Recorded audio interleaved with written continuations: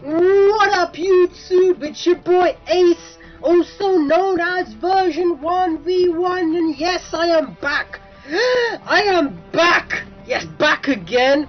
Tell a friend, Ace is back, and we are doing another gaming commentary. Oh yeah, today we're playing Transformers Fall of Cybertron. And yes, it's a brand spanking new game release for the PS3 and the Xbox 360. This game isn't out just yet, so you guys in the States have to wait until August the 21st, 2012, and the guys in the EU and the UK, you guys don't have to wait that much longer. Comes out only about 3 days after, so you guys just get it on August the 24th. But hopefully this commentary is informative. It just gives you some information about the game, about new things they've actually included, things that could be a decisive factor in either you buying the game or not, maybe. Anyway, what you're seeing right now isn't actually the full gameplay. This is actually gameplay taken from the demo. The demo is actually available to download free of charge from the PlayStation Network or the Xbox Live Marketplace. The demo actually features 2 levels you can choose from. The first level is actually called Exodus, what you're seeing right now. This is where you play as Bumblebee. The other level is where you actually play as Decepticons, and you actually get to play as Vortex. The other level is actually called Death from Above, I believe, and make sure to keep posted because I'll also be uploading a video showing the gameplay from that level as well. If you didn't already know, Vortex is actually a chopper, so I'll be going into the gameplay mechanics and the new aspects they've actually included, and how different characters play differently and what things work well, because with this gameplay, you're watching Bumblebee right now through this sort of slow motion cutscene. There's a lot of different things that actually work well in this game. The first thing they actually have included, which the obvious thing, they've included a load of new sort of features in terms of weapons, upgrades and abilities. Along with this, they've also given the option for players to fine-tune those abilities and, more importantly, customize your weapons. I mean, it's a great new feature I found in this game where you might find it difficult to proceed a chapter or a level that you want because you're playing on a higher difficulty. So having the option to fine-tune those guns or customize your abilities might be a deciding factor, because otherwise without that you might not be able to progress the game. And I've been in a lot of sort of positions before in the past where I've been stuck on a certain level, instances of like me playing Lost Planet 2 on the highest difficulty, where it just comes to a point where you attempt a certain boss or a certain level, and it just drives you insane. But for them to include the option where you can sort of have an advantage, it's a great new feature for them to actually put in there. The other thing I want to talk about is actually the graphics. Because this is a new installment, you expect for them to have better graphics, but you can actually tell from the environment they actually have put some work into it. There's more detail in the maps, the areas, the actual characters as well. There's much more detail in the characters, and it feels more authentic, if that makes any sense to you guys out there. The other thing I want to talk about is the actual movement of the characters, because I found in the past where the older Transformers, I found really robotic. Although they are robots, I want to sort of play a third-person game where it doesn't feel too robotic in some ways, where the characters aren't clunky. When I'm moving around that field, if I'm going into a gunfight, it's not going to be something that's going to really annoy me if my character can't adjust to the battleground, if that makes any sense to you guys. Although they've improved the movement of the characters and it feels more natural now, it's not perfect. It's not on par with, you know, other third-person shooters out there, like Uncharted, like Lost Planet and stuff. It's not up to par. The reason is because the controls don't work as well. Although it does take time for a player to get to grips with it, especially with me, because quite a lot of times you've seen this video that I go in for, I dash in for an attack, where I presume the dash button is either the L3, and I run in for the attack, and instead of going in for the attack, I transform into a vehicle, and I'm stuck in this shape, and I'm taking fire now. Now I have to I transform back to an Autobot, and I find that that one split second decision that you've made could be the decisive factor where you might have failed that check, you might not have reached the checkpoint, and you might have failed the mission altogether and you have to start from the beginning again. That's extremely frustrating, and it can be extremely annoying if you go into a game, and it can deter you from going and pursuing the whole game. That's one thing they should have actually improved on, but they haven't done enough in some ways. The other thing is actually the controls as well. The controls aren't the best in this game, and I found them again not up to scratch, and if they improve that, it might be a better game.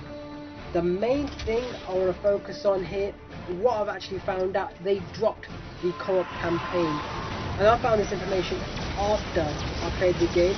Now I played the prequel to this game, which is called the Transformers War for Cybertron, and it had a co-op campaign, and because it had a co-op campaign was the only reason I was influenced to play through the whole entire game. It made me say to my friend, yo, go out, get this game, because this is a game that we can both play together. And there's not many third person or even mech games out there that you can actually play through a co-op campaign. And War for Cybertron had a co-op campaign. It encouraged me to even want to play the next game, because sometimes the story isn't the greatest story in the world, and there needs to be that added incentive. If that makes any sense, there needs to be that added incentive that makes you want to play through the campaign. And because they've actually dropped the co-op campaign now, it just deters me for even wanting to complete the game.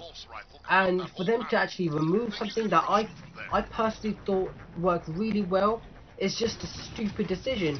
Why take out something from a game that you introduced in the first place and then not put it in the follow-up game?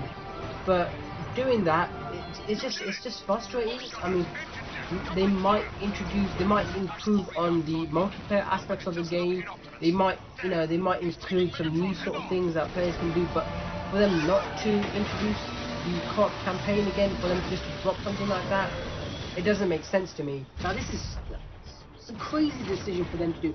Why drop co-op campaign? Now I love co-op campaign games, because when it comes to a game and you're playing for the campaign, if you have the chance to like play the game with a friend and you can team up with your friend and go to the campaign, I'm much more likely to play for the campaign.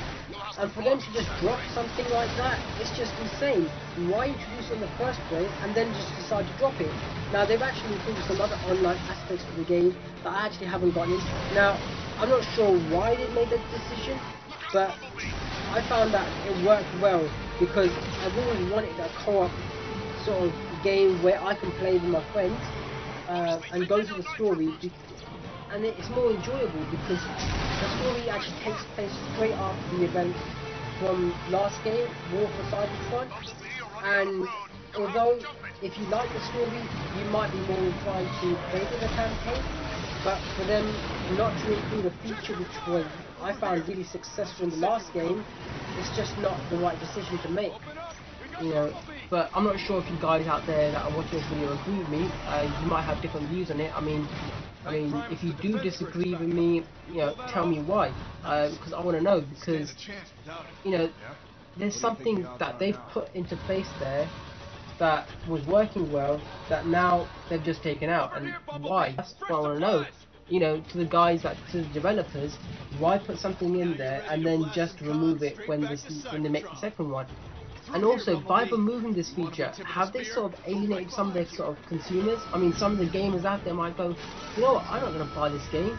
There's no co-op campaign now. Before there was a co-op campaign, and I really like that feature, and because they haven't included that again, it's removed some sort of gameplay aspects from the game. And I mean, although the graphics might be better, although they've included some new features, some new multiplayer features inside the game, but for them not to include this feature might sort of kill the game. And I hate when that happens, because there's a lot of good games out there, and because they made one important decision not to do something that they've done in the past that works well, I'm not saying it will, but it could destroy sales.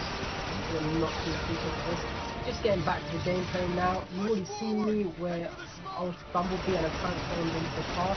you're going to have a driving aspect in the game, at least give the player the ability to drive the physical car. Because when I was driving a Bumblebee, it felt way too robotic. Meaning that you saw me when I was driving, I was going straight fine, but when I had to turn, I had to stop and turn.